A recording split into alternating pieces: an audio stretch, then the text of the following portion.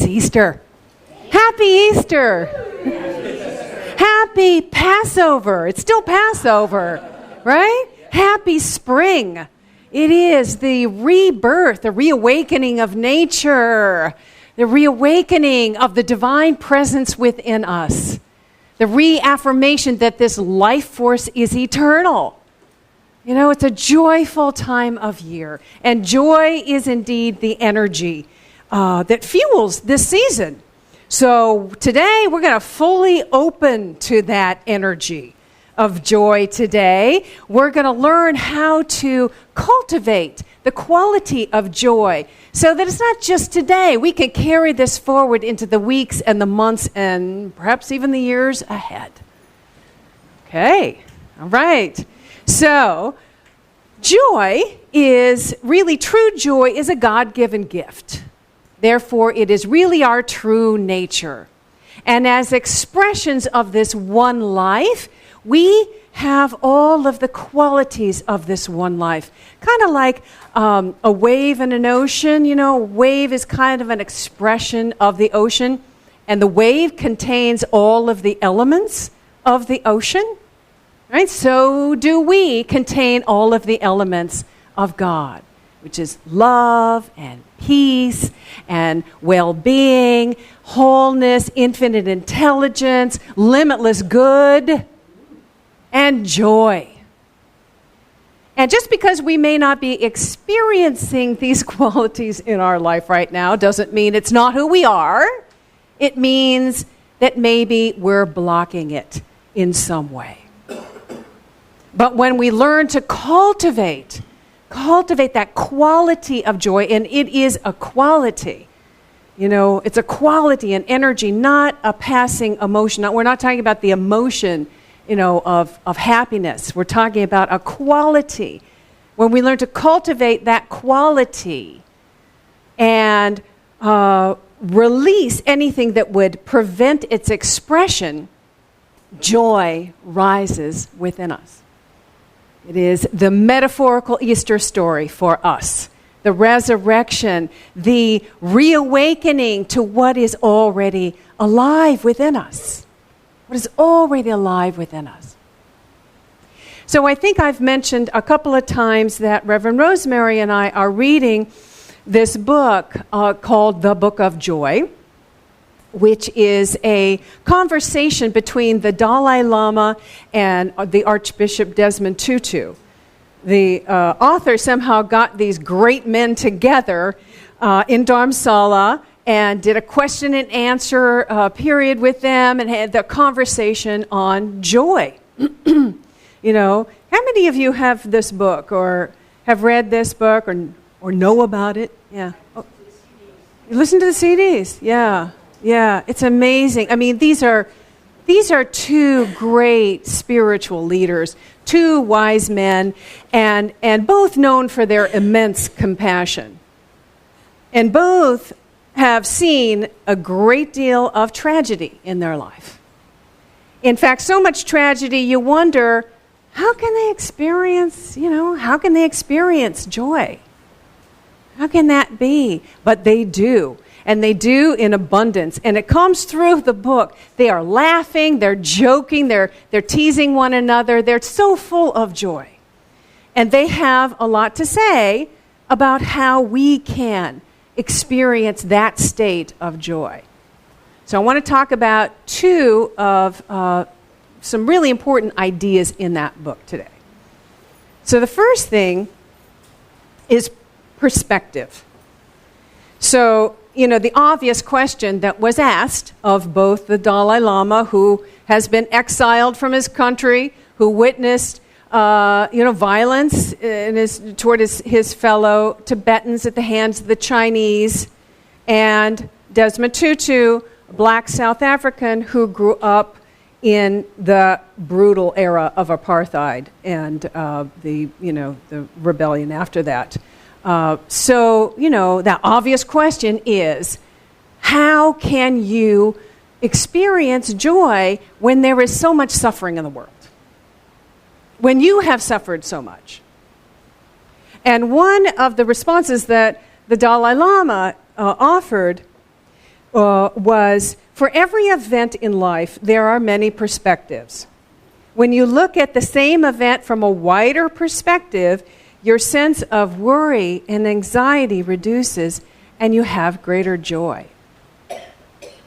So, looking at a situation in our life that may be causing us pain, kind of from the narrow perspective of just the challenge itself, kind of keeps us trapped in it.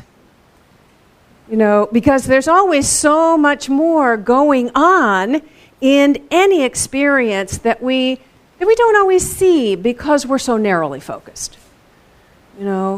So much more going on. Sometimes we miss, because we are, we miss the gifts and the blessings that could be inherent in that experience. So in order to broaden our perspective so that we can find the gifts and return to that natural state of joy, we have to be willing to step back and see a broader perspective, see the larger perspective. And probably the most difficult thing to do is to kind of move beyond what they would call our limited self-interest. Not an easy thing to do. It's not. We get caught up in our own personal suffering. It's not easy to do. But if we can do this, they both say, we will be relieved of suffering and return to our joy. So one of the first things that we might be able to do, one of the ideas, is to broaden our perspective time-wise, to kind of use our imagination and project ourselves out into the future. So, although our situation may be really challenging for us in the moment, from the advantage point of months from now, or maybe a year from now, or maybe several years from now, we could see that experience was absolutely the thing we needed to learn whatever it is that we needed to learn, to grow in a certain way, or to pivot in a direction, a new direction, a more expansive direction. That was what we needed. So using our imagination to project ourselves out into the future, just, as a thought experiment, try that. And then also at the same time, if we can kind of soften our heart and stay centered in our divine truth and be willing to maybe even see the divine in all of it. If we can do that, a miracle will unfold. And a miracle for ourselves and maybe even others. I mean, in the case of the Dalai Lama and Desmond Tutu, a miracle unfolded for the world. I mean, eventually, a blessing happened in the world because of their willingness to broaden their perspective, to stay centered in their truth, and to practice loving kindness through the challenge. All right? In Desmond Tutu's case, he, along with others at the time, including Nelson Mandela, kind of in the later years, and their willingness to see from a larger perspective, to stay centered in truth, and to see the divine in all, really transformed South Africa. And with his work in the Truth and Reconciliation Commission, which he headed, forgiveness happened where it seemed impossible. I mean, there are stories of women whose children were brutally murdered, who forgave the perpetrators, and men who had been tortured and maimed forgived. They forgave. And the perpetrators were there, open, totally owning everything they had done.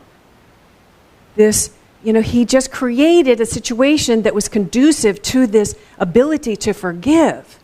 It was amazing healing for the country. And for the Dalai Lama, I know I've said this before, but I'll say it again, because it's good. He has realized fully the blessing that has happened because of him being exiled from Tibet. The blessing being that his message of loving kindness and mindfulness and meditation and compassion have spread worldwide. These ideas have taken hold in the mainstream. We talk about them all the time now. It's just a common conversation to have. And also, there's more of an openness to have interfaith dialogue, like this conversation that's in this book. And it being Easter, we might imagine that this broader perspective, this wider perspective, this higher perspective was what Jesus must have had when given his death sentence, being condemned in such a horrible fashion. Whether you see this event from a historical point of view or a religious point of view or a metaphorical point of view, it had enormous impact. And despite how it's often portrayed, the crucifixion is often portrayed in movies and docudramas, as suffering unimaginable agony. I choose to believe that he knew all along his purpose, that he never lost sight of the God perspective, never lost sight of the truth that he is a spiritual being, not a body, like we all are, but he was fully aware of it. He never lost sight of that. Therefore, I don't believe that there was that kind of suffering. A challenge, yes. But he knew he needed to release the body in order to prove the eternality of spirit, and that the resurrection, serves a much larger purpose.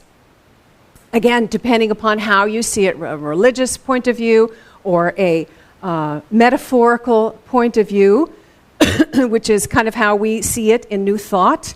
More metaphorical, we view the resurrection. The resurrection represents for us the reawakening of the Christ presence within us, or the divine love intelligence, if you like that terminology. Divine love intelligence within us, and our ability to always overcome a challenge. That's really the representation, for me anyway. So, one of the ways that Tutu suggests that we might overcome this tendency to get kind of caught up in our own personal stuff, and instead to open to a broader perspective and open to the gifts that might be there for us in it, is to think about all of the other people are suffering in the same way. And that connects us with humanity. And in fact, for Desmond Tutu, he was asked, how can you stay centered in your joy when you're experiencing such pain? He has pain from prostate cancer that he's been dealing with for many years, and that keeps him up. He can't sleep because of it. And so he said, what I do is I think about all the other people who are suffering from the same thing and probably suffering a whole lot more. And he thinks about all the people who can't sleep or don't have a place to sleep. And he silently sends them a prayer. He doesn't know who they are, but he just silently sends them love. He sends them a prayer. And he says that just lifts the pain, and he's able to fall asleep. So, try that. That is something simple, see? It's something simple that we can do that will relieve us from that tendency to get sort of caught up in our own personal stuff and connect with humanity. And that's the thing that the overarching idea in the book, they're always talking about our joy comes from our connection with spirit within us and with each other. That, in Africa has a term for that, Ubuntu. is that idea that we are all one. And in fact, there was a study that was mentioned in the book that they found that people who use the term I, me, and mine much more than they use the term us, we, and ours, have a much higher rate of depression. And they tend to they suffer from more heart attacks.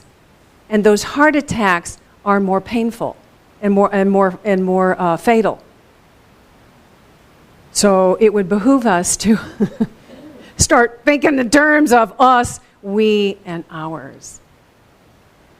Now, obviously, our ultimate goal in broadening our perspective is to broaden our perspective large enough so that we can see from the realm of the absolute, which is what Reverend Rosemary was talking about last week. That level of the absolute, to see with God perspective, to see it all from the eyes of spirit. And in that, excuse me, in that realm of the absolute, there's pure joy. All is love. There is limitless potential, limitless possibility for healing exists there in that realm of the absolute. And when we practice the silence, meditation, contemplative prayer, the more we do that, the more that we open to that realm of the absolute, the realm of pure joy. And the more that those divine qualities can, we can embody those qualities and share them with the world. So that's really our ultimate goal. And so the second thing I want to talk about is forgiveness. Forgiveness is one of the most important keys, to our experience of freedom and returning to our natural state of joy. In fact, without it, there's really no freedom and not much joy. And, I've talked about forgiveness a few times here from different angles. But I read something that the Dalai Lama said in the book, and that gave me a whole new perspective. So he was asked, how can you forgive those hardline Chinese that refuse to acknowledge Tibet as independent, and they really want him dead? They want to stop the whole line. That's really what they want. So his response was, as you might imagine, to have compassion for them. But in order to have compassion for them, he must realize that they are suffering, that they must be in pain. On some level, they must be suffering. And if not now, he says, they're creating the conditions for their future suffering. So in other words, individuals who commit violence and harm others and oppress others are creating some pretty serious negative karma. The law of cause and effect is real, right? What we put out into the universe comes back to us eventually. So he says, when I realize that, then I can it's easier for me to have compassion and forgiveness for their future suffering. So it's an interesting way to think about it. If you think about somebody who has hurt you or is maybe hurting others from the vantage point of an individual who is racking up some pretty serious negative karma, if they are not suffering now, which they may be. I don't know too many kind of heartless, nasty, greedy people who are actually happy. So if not now, then they're creating the conditions in the future for that. So if we think about that, it just becomes easier for us to have compassion for their future suffering, and it becomes easier to forgive. We all come into this world innocent children of a loving, universal one, right? We all do. And for some of us, the way that we are brought up and our environment and our life experiences support that innocence and love to a certain extent. And for other people, their upbringing and the environment, it's beaten out of them. So we can have compassion for that. All ways that we can have compassion. The thing is, when we have concern about the well-being of others, anger and hatred can't grow. They can't grow in us. What does grow is love. Now, that doesn't mean that we don't stand up and speak out and take action and do what we can to prevent any more harm from happening. We do, absolutely. But what it means is that we don't get trapped into that toxic energy of hatred that really kind of just feeds that cycle of suffering. We don't get trapped in that. We're released from that. It's freedom, right? It's freedom. And not to say that this is easy. Forgiveness, particularly if somebody's really hurt you, that is not easy. I'm not saying it is. It's a process. It's always a process that begins with a willingness.